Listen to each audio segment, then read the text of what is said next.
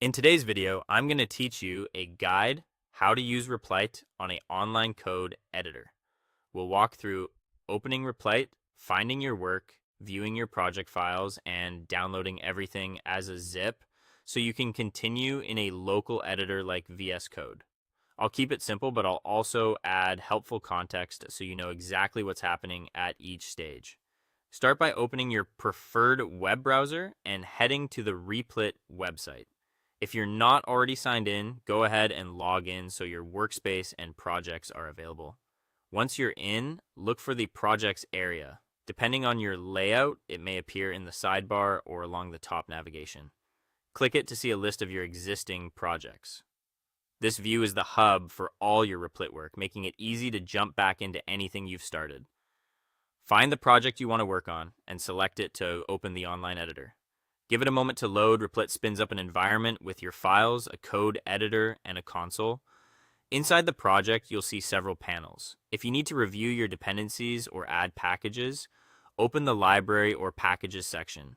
This is where you can confirm which tools your project relies on, a useful habit before moving code between environments.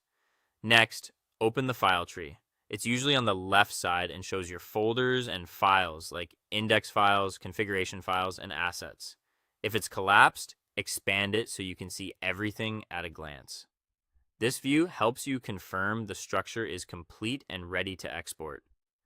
Look for the three dots icon in the file tree area. That menu includes actions for managing your project files. Click it, then choose Download as Zip.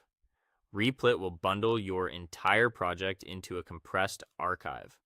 Wait for the download to finish, then locate the zip file in your Downloads folder.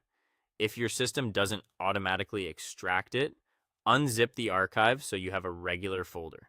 Now open VS Code and choose the option to open a folder. Select the unzipped project folder. VS Code will load your code, and from there, you can install extensions, run your project, and continue development locally. If you're prompted to trust the folder, review the source, and proceed. For the smoothest experience, keep your project structure intact when moving between Replit and your machine. That's all for today. Thank you for watching, and I'll see you guys in the next one.